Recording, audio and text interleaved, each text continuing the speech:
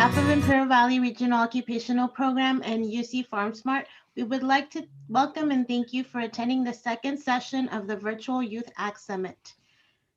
This year, it looks a little bit different since we are virtual, but the goal of connecting ag students to industry remains the same. We hope that you will continue to participate during the last session, which will be next week at the same time. It will be a virtual tour to Reuben Seeds. And thank you so much to Miss Gina Dockstader for the tour today at Doc's Organic Farm. And I will go ahead and let Stacy have the stage again. Thank you so much. Welcome everybody. My name is Stacy Omparano. I am with FarmSmart. Many of you may have visited FarmSmart as a student in like kindergarten through 6th grade, coming out to the farm, learning about where food comes from and picking vegetables and riding the wagon around the farm. We're very happy to be working with IVROP to put on this year's Youth Ag Summit and helping us to explore agriculture in Imperial Valley. And it's so unfortunate that we can't see you in person, but we're so happy to have you virtually visiting Doc's Organics today. So we have Miss Gina Dockstader here today, and she's going to be showing us her operation up in the Westmoreland area, right outside of Brawley. So I'm going to let Gina take it away and introduce herself and begin her tour. Good afternoon, everybody. Thank you so much. I'm glad that I'm able to give you this tour because I get to get out of the office, so that's always nice and fun. So welcome to Doc's Organics. It's an organic packing facility outside of Brawley. We're really close to Westmoreland. It's kind of silly that our address isn't Westmoreland, actually. This is our 4th season, which is great. We pack organic citrus here. And I'm going to run you through the shed, but let me give you a little bit of background before we start.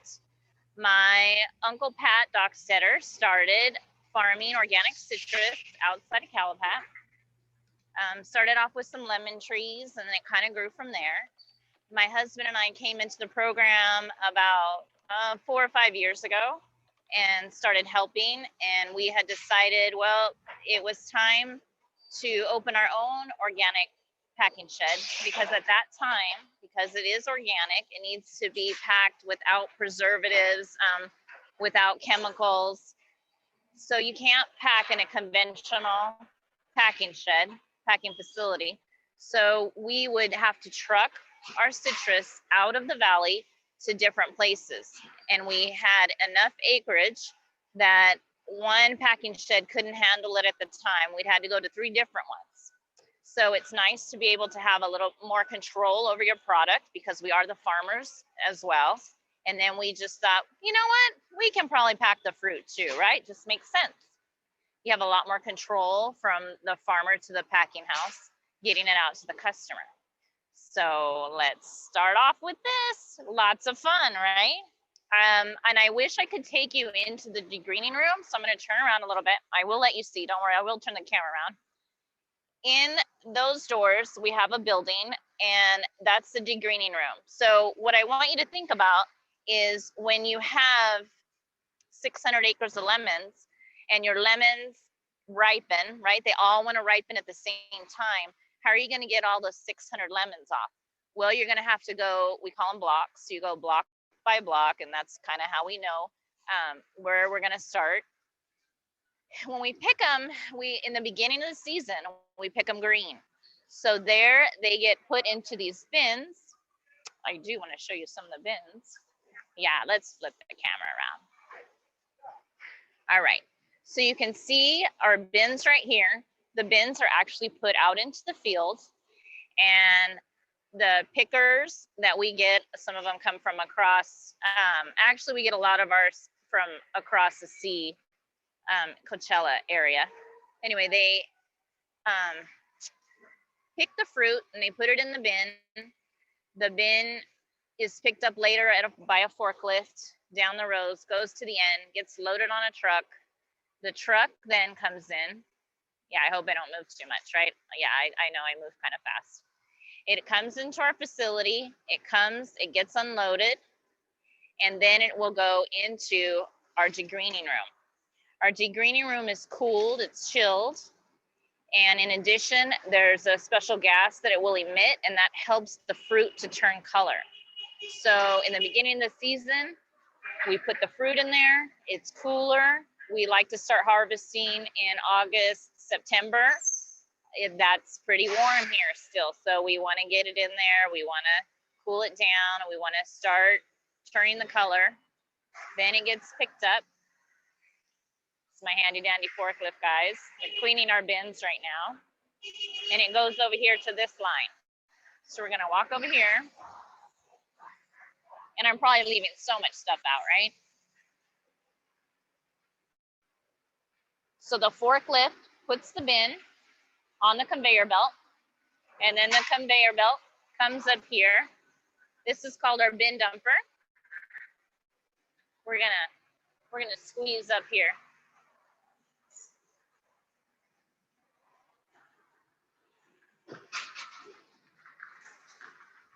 Comes off of our bin dumper, and she's doing it at a slower rate, so it's not too much, not too fast.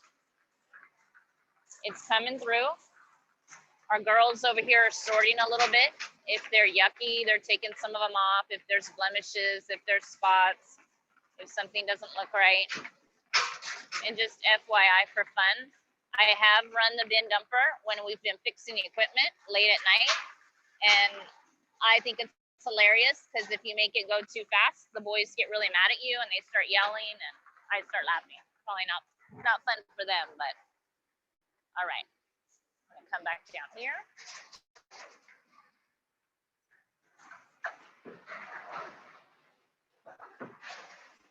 All right. So you saw the girls up there. They're getting rid of some of the yucky fruit. Just FYI, this isn't my fruit. This is coming from somewhere else. It's coming through. See that handy dandy sign, that Curian speed sizer? Well, I'm not very fond of the Curian speed sizer, so we're not running it right now. And we're actually looking for something to replace it because it should have been sizing it a little bit more to help us when we go inside. Now we're gonna go inside. It's gonna come in here and it's gonna go get washed. So the fruit gets washed with water. I don't know if you can see that.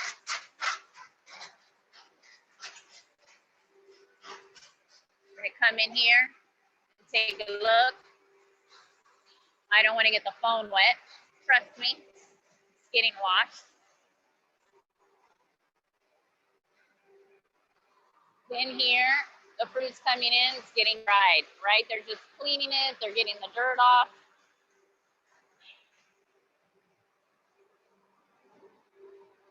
Still going. Am I getting anybody seasick? It's a little odd to keep talking to yourself.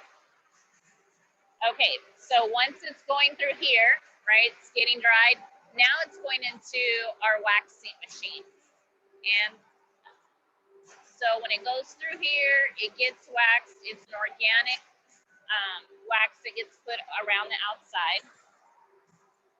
We're gonna go up the stairs. Past the control room. Everybody say hi to Ernie. That's Ernie in there. Let's take you around the back before we show you the good part. All right. Here you go, we're sorting. It's coming out.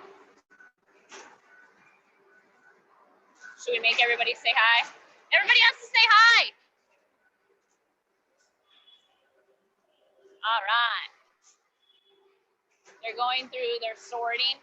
Now you're asking what happens to the fruit that the gals are putting in the middle? Say if it has wind burned or wind scarred, that fruit's gonna go to juice.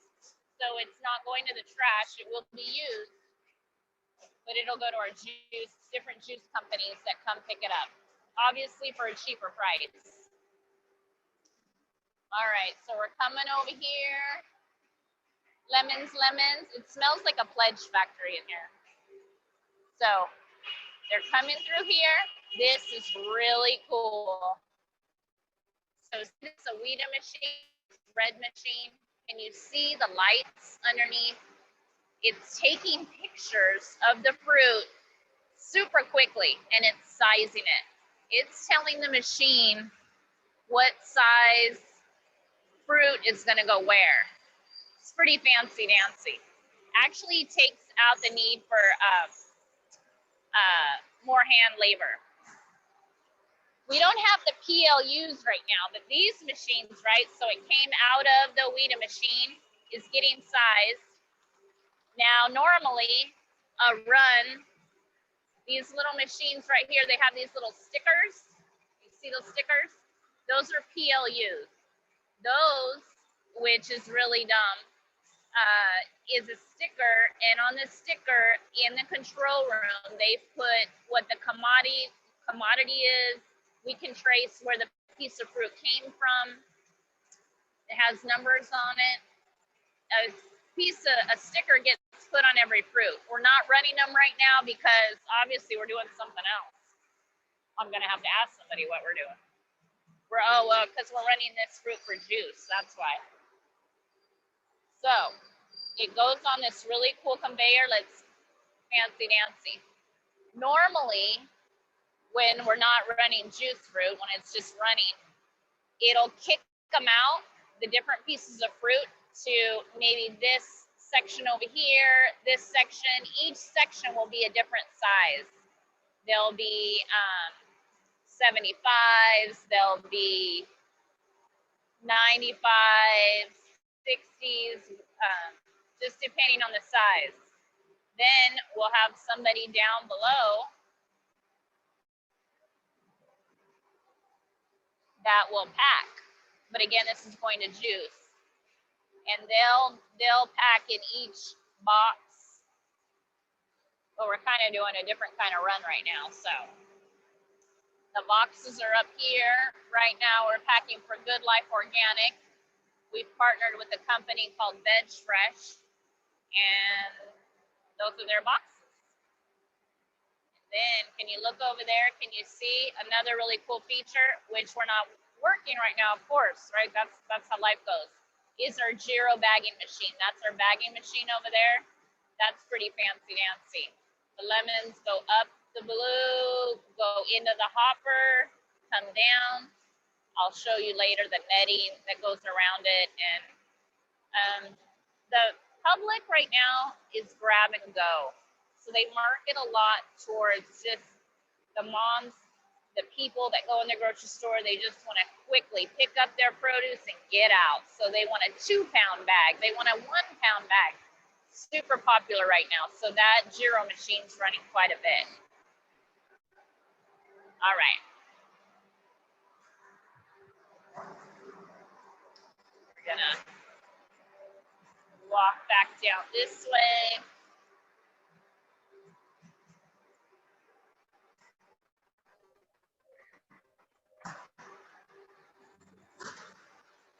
Now the public, they want pretty fruit. They don't want ugly fruit. So you have to be really mindful about what's going in the boxes. This is going into juice. So see how this one would be green. See how this one, remember I didn't grow this fruit, so we can talk smack about this fruit all we want to. Even though it's good on the inside, the consumer isn't gonna wanna buy that at the store. So when I wanna come get fruit for my house, I come get the ugly stuff. I don't care what it looks like.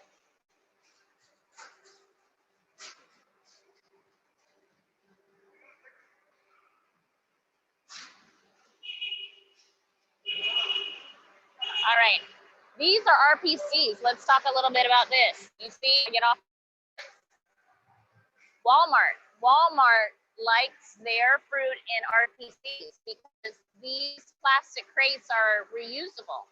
They're not like the cartons, they're not disposable cardboard cartons. So these cost more money to pack. They can't be as deep, right? Because they would crush the fruit. So you can only put so many in one. And every customer, every big box chain, they like their, some like boxes, some like masters. Here's the cool Giro machine I was talking about, and kind of neat. So we use the yellow netting, obviously for lemons. When we do grapefruit, we do the pink. You see the pink netting up there? It helps make the fruit look crisper, look better, helps with the color.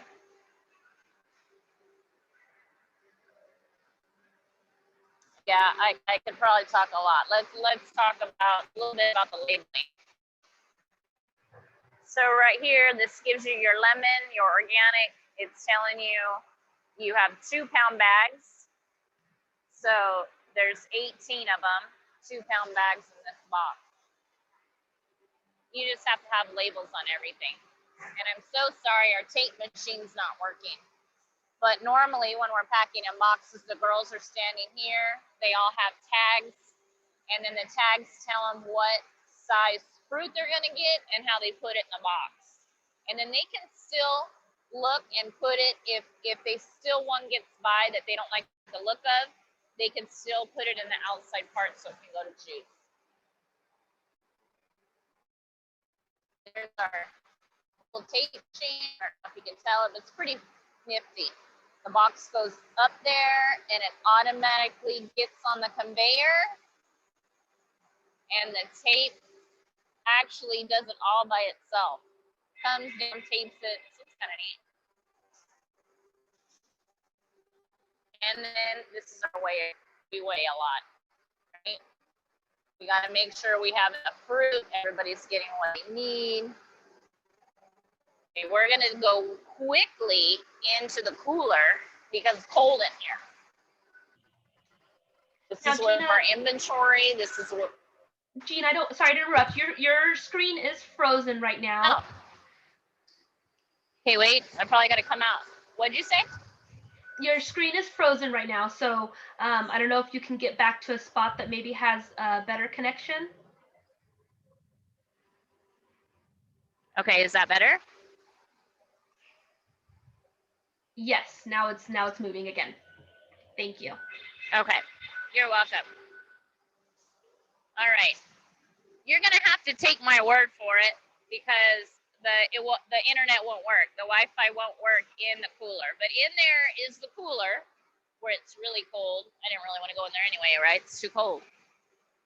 That has all our inventory in there. So we have some navels in there, lemons, grapefruits, and then it's kind of divided up into sections according to who's getting what. Let's see, what else? Let's see if we still have connection if I go outside for a little bit. Now, Gina, while you're walking outside, I have a question. How many pounds of fruit can go through your facility in a day? Now, that's a good question. A lot. I'll have to actually ask. And you would think I would know because we talk about it all the time, because we brag about it and we talk about what the most we've ever had go through a day. Oh, I need to ask Chewy. I don't want to give you the wrong information for the, as far as the boxes. And let me know if we run out of service, because I'm probably going I'm going away from the Wi-Fi. We are good right now. Okay. So while you're waiting for that, I have another question. What are some major pests that you have to deal with when you're dealing with your lemons and grapefruit and the other fruit that you're growing? Okay, so are we talking pests in the field, or you want to talk pests at the shed? We can do both. Okay, so pests in the field, there's something called red scale, which gets on the fruit and it doesn't harm you. It doesn't harm the consumer, but it looks kind of reddish. It just doesn't look very pretty. So we've had some issues with that in some of our blocks. We've gotten rid of that. I want to say we got rid of that with like a mite that took care of that. So that is one thing with organic. You try to fight diseases and pests with other pests. So that's pretty common. Is here at the shed, we actually do have, I'll have to show you. I'll have to turn around. Let's see if we can see them. we actually have rat traps. We don't have a rat problem per se, but we have to have them. And you see there's like little boxes every so often. And in the, oh yeah, here we go. This is much better, much closer. Thank you. Right, so we do have rat traps, so we want to make sure we keep them out, and it tastes like peanut butter. And I had my dog out here, and my dog ate some rat poison, but didn't get sick. I had to read it's freaking out. I had to read the ingredients, but the dogs can take quite a bit. Here's the trucking part, right, where our trucks pull in, and they get loaded. So it's kind of nice. We have 2 bays. And then the other reason that I really wanted to come out here, which I don't know if you can see from this angle, is we just added solar panels as well back here. It was kind of the latest project that I had been working on. We, yeah, I don't know if you can see them. They're out here, and they're probably the wrong way, right? Because they're pointed this way right now because of the sun, because they follow the sun. We're not at 100% capacity yet, but we will be. We're waiting for some the ID substation to do a little bit of work before we can be 100% online. Okay, let's see. What else? What other questions do you have? I have lots of questions. So another question from a student is, what happens if you have an issue that you find out produce is not good to give out to consumers? You know what? Honestly, if we have too much, if we have too much, we donate a lot, quite honestly, to the food banks. In San Diego, Westmoreland, you know, we like to keep it in the community.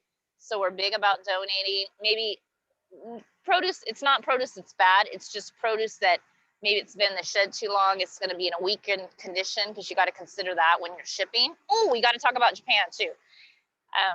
Anyway,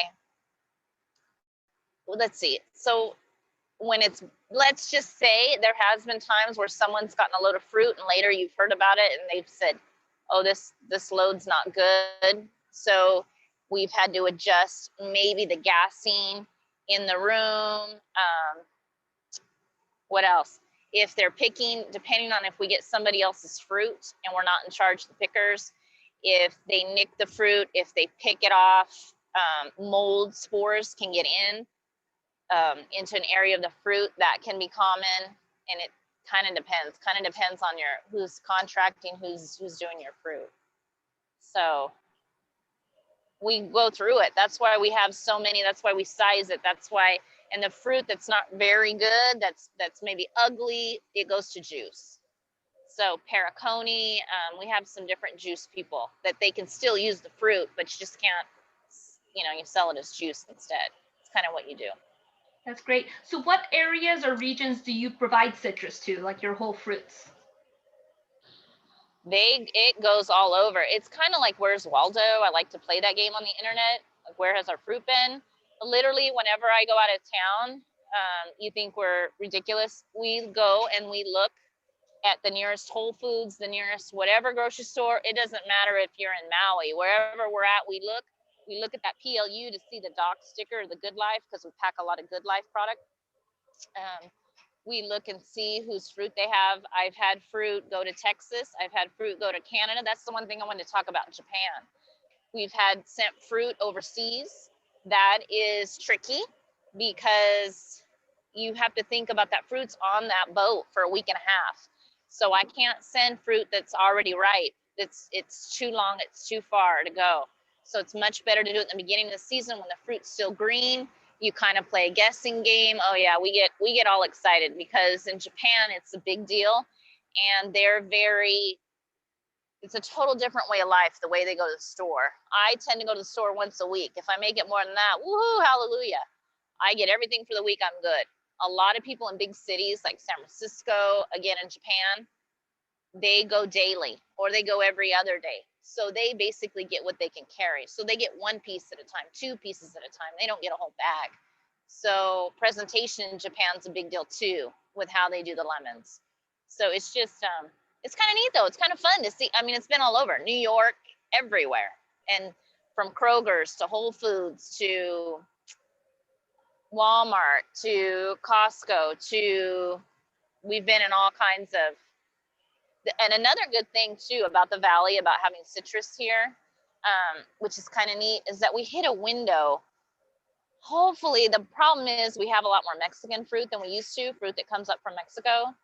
We hit a little window where, let's say the fruit in Ventura, the fruit LA, San Diego area, it's cooler over there.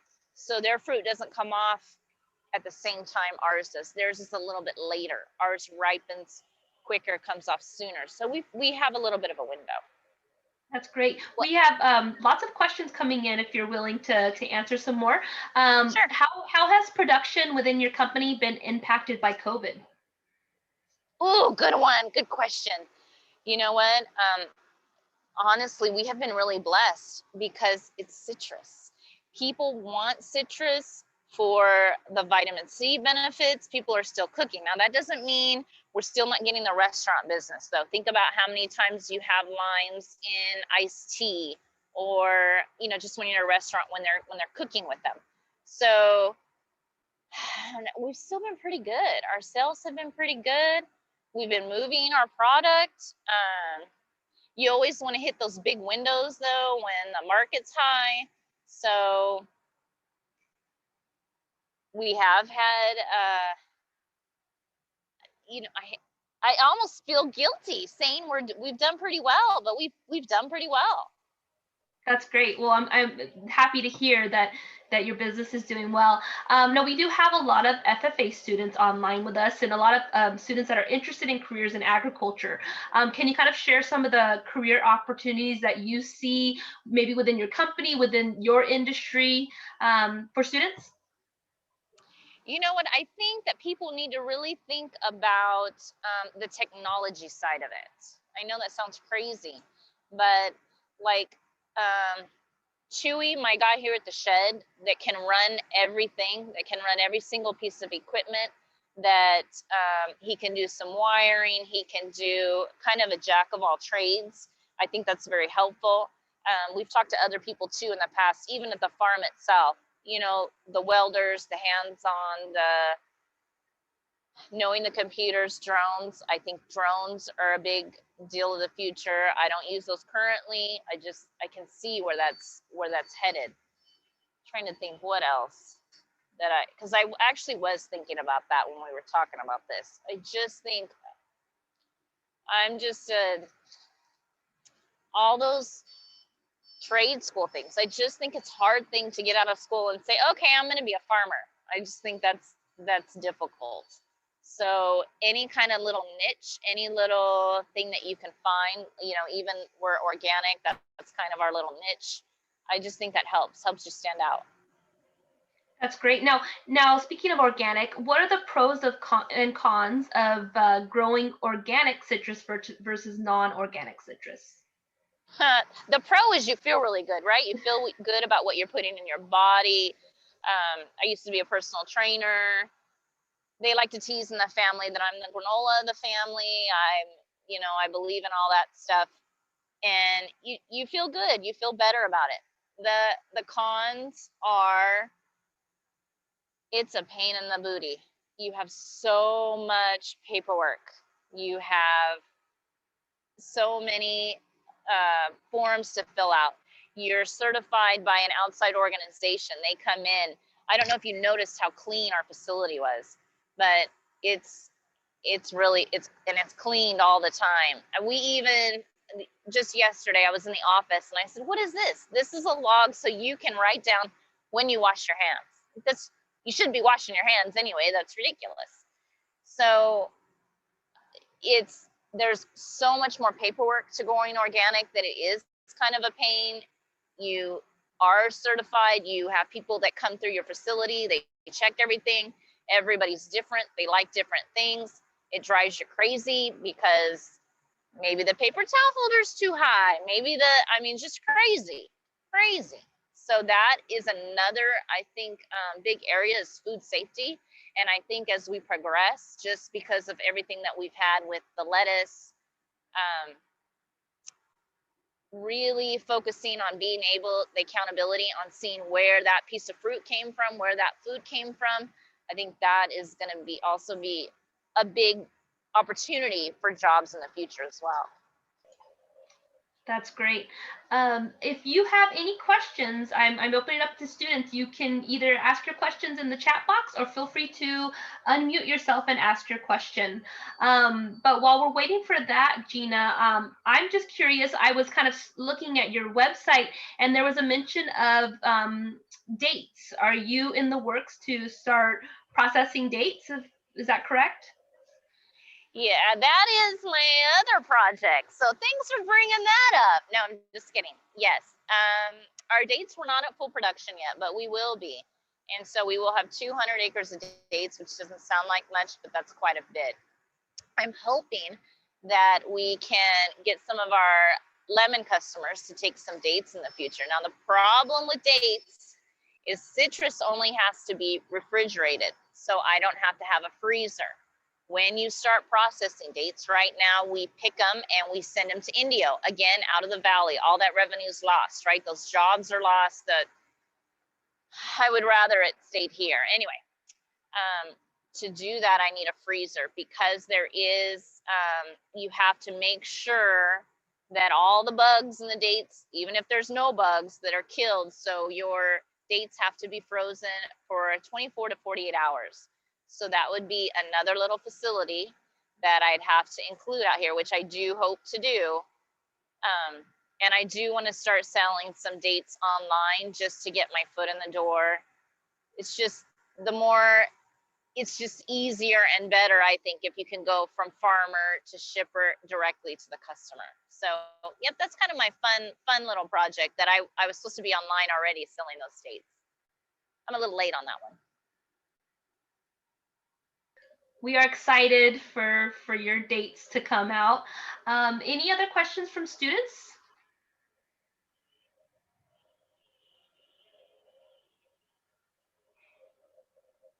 Gina, is there anything else you'd like to show us? I don't think you really want to see my business office now.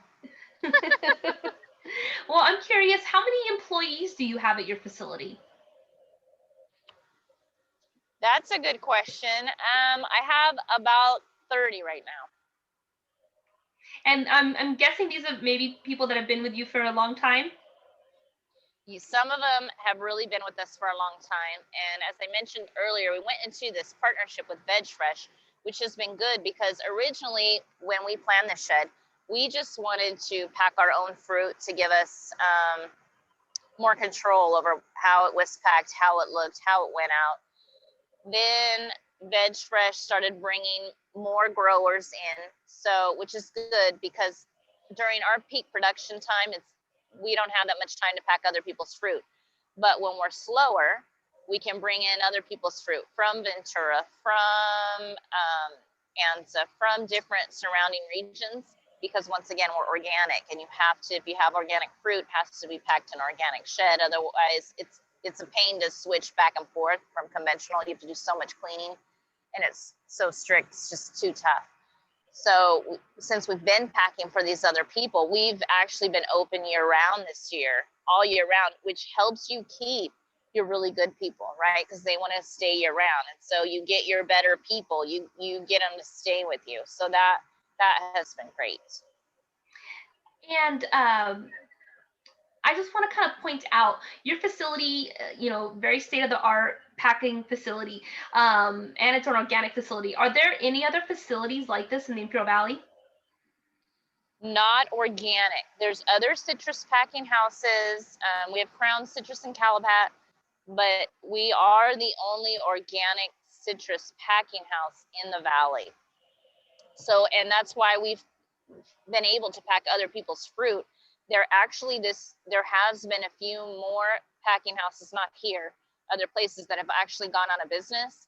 And so it's once again been a blessing for us because they're trucking it here and we're being able to pack it. It still has to be cost effective for that farmer. So that's been great. That's great. Well, I'm going to give a few minutes to a few seconds to let students ask questions. And if we don't have any questions, we're coming to the end of our tour time. We've definitely appreciated seeing your facility and learning about Doc's Organics.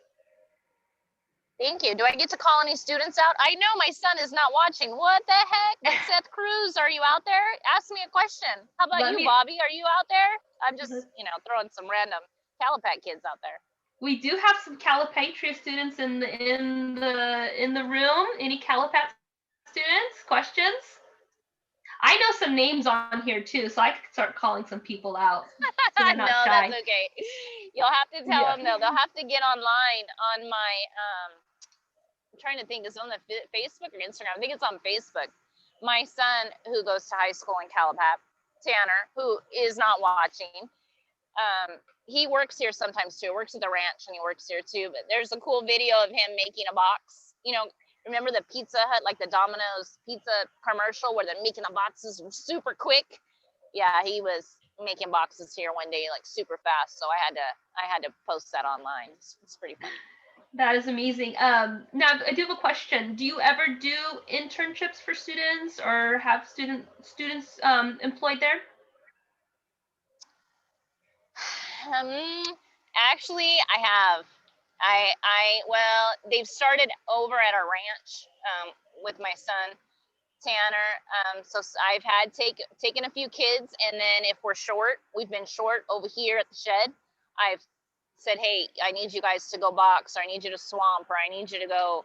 And so they have come over here, not at the packing shed full time, but I've used a couple of the kids. Yeah, I've stolen them from the ranch where they were working out there in the summer and put them over here for a little bit. And they actually like it over here better because it's air conditioned. That's definitely nice. Now, when is your season for harvesting the fruit? I know it's most of the year, but what is the season for harvesting fruit? Actually, August. We try to start as soon as we can in August. This is a weird weather year. It was odd. So we're a little bit late. So September, and then we run October, November, December, January, February. Let's see, what are we in right? Well, we try to get it off by January, actually, the lemons. And so I'm trying to think, we're going to be running something else pretty soon. We're doing some more miniolas. But then we'll be done. So you actually want to get that fruit off the trees because you need those trees to set again. They need to set those blooms. So you got to get all the fruit off so we can start again for our next year. So we can start for our next round.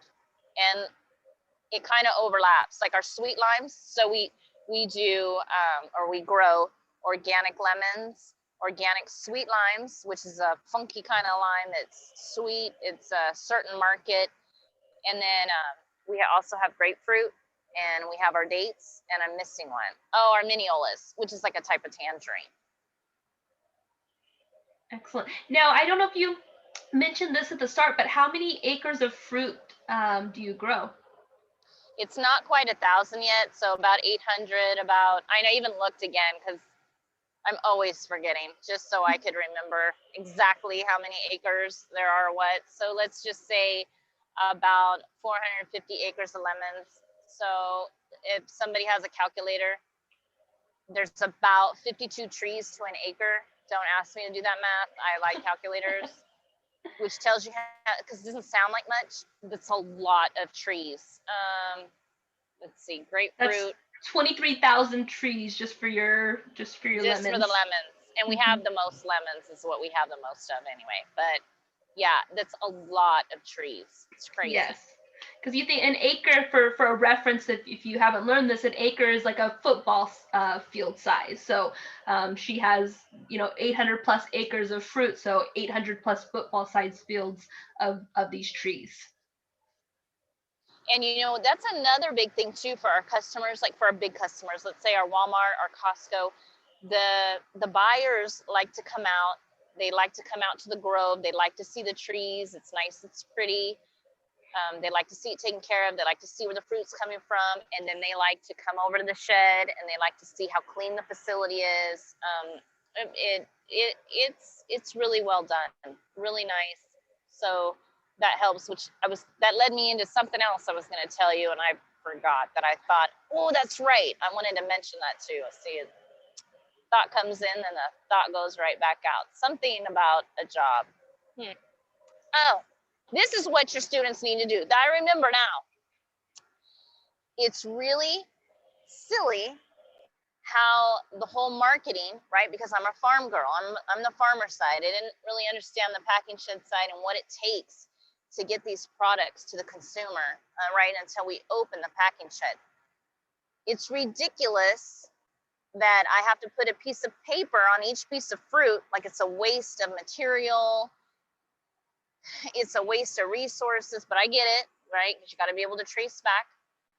But it's a lot about relationships. It's ridiculous that, and my lemons have been in our vons here before, but it's ridiculous that during our season, my lemons aren't here all the time during our season because it's so close.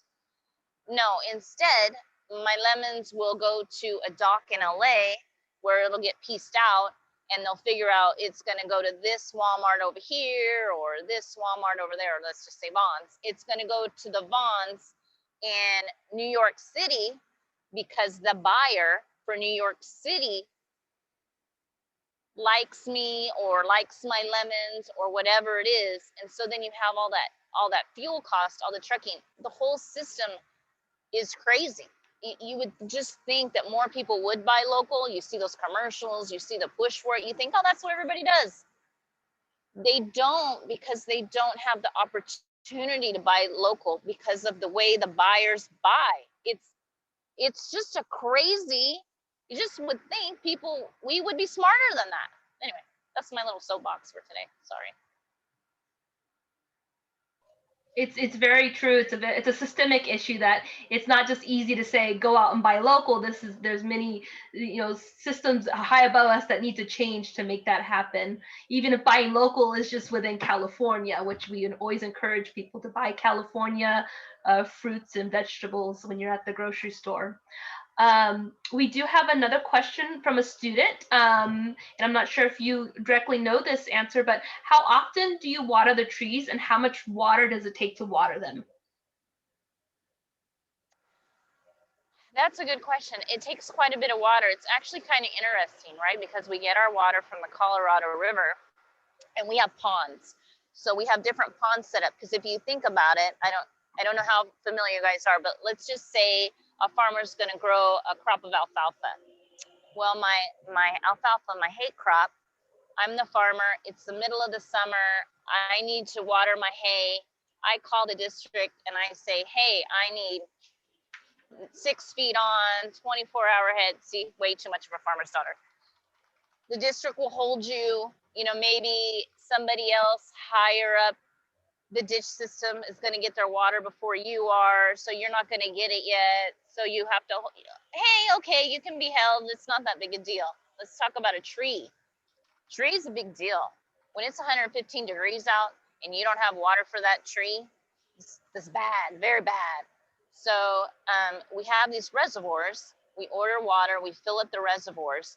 Then from the reservoirs, it's irrigated. It's on a drip system. And it's put through drip through the trees.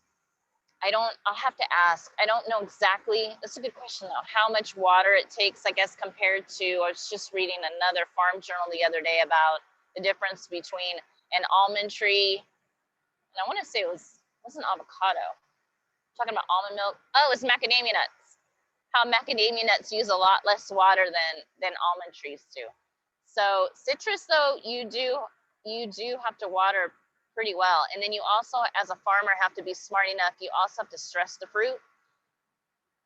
That's a whole nother conversation. You gotta stress the fruit, because the tree wants to produce the fruit when it senses that I don't want to say it's gonna die, but when it gets stressed, because it wants to reproduce. So, oh yeah, there's a whole thing like, no, and everybody's out there arguing, we need to hold off another day. No, we need to water another day. Oh yeah, it's pretty funny to hear the boys out there talking, but I'll have to research. I don't know exactly. It's a good question on how much water they take. That's I'm not sure if you answered this at the beginning, but I want to know, are you from the Imperial Valley? Oh, I didn't tell you that? Oh, let me just tell you right now. Go Calabac, go Hornets. I am 4th generation in the Imperial Valley. I come from a farming family. And my maiden name is Young, and I actually live in my grandma's house that she has since passed away, and so is my grandpa. But my grandfather, Bill Young, was born in that house, so it's kind of cool. Anyway, we've remodeled, right? We had a remodeled house. But luckily I live there now, and I'm fourth generation to graduate from Calapat High School. Woohoo! So that's kind of cool too, and Tanner goes there. So yeah, we're proud of our roots. And if you would have told me in high school, I would have said, I am not living in the Imperial Valley, and I am not living in Calapat. I did the whole left home, went to Arizona, went to San Diego, and came right back. So there you go. I did the same thing. I had the same thought. I would never come back to Imperial Valley, but I couldn't call any other place home. I love Imperial Valley. So I think I have one last question to kind of end this out, unless anybody has any other questions they'd like to throw in the chat. If anybody wants to unmute themselves, otherwise I will take the last question. Let me give the shy one just a moment, Gina. Okay.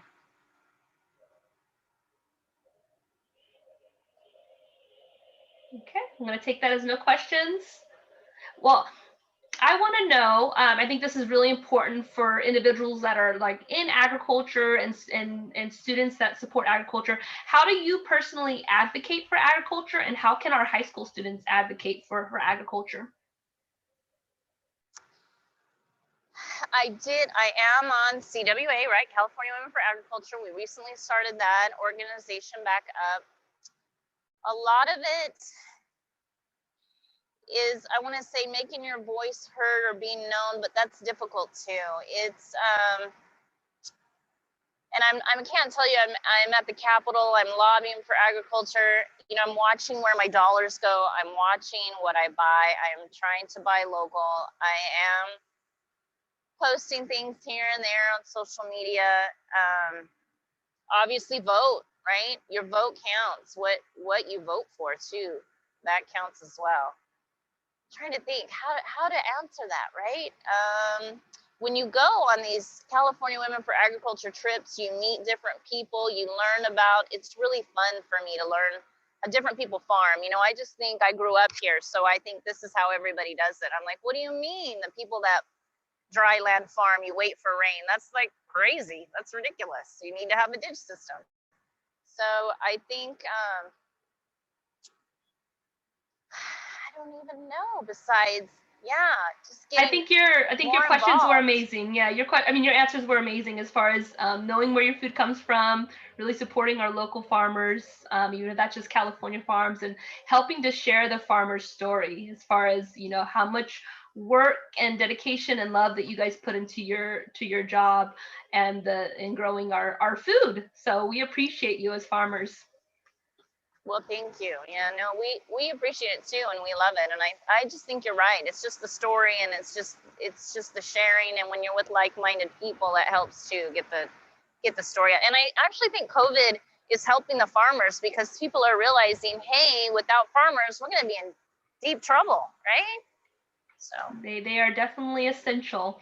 So I think that's going to be closing us out. If you look into the chat, Nancy has put registration forms if you haven't registered, and also an evaluation form that can help us out, as well as the Youth Ag Summit information. So feel free to click on those links. But Gina, I want to personally say thank you so much for donating your time today and showing us your facility. And we really appreciate the time you took to give us a tour. You're welcome. Thank you. Thank you. Thank you so much, Gina, and thank you everyone for joining us. We hope to see you next week. You're welcome. Thank you. And Gina, are you still on? I am. So I do want to relay this one comment in the chat. It says, I find it so inspiring. You work really hard as a strong woman. Thank you. So very nice comment from Natalie. Thank you, Natalie. Well, thank you so much, everyone. You have lots of thank yous in the chat. We hope to see you next week. Feel free to reach out to us if you have any questions, but we will see you all next week.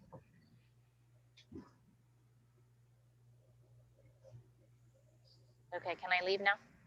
Okay.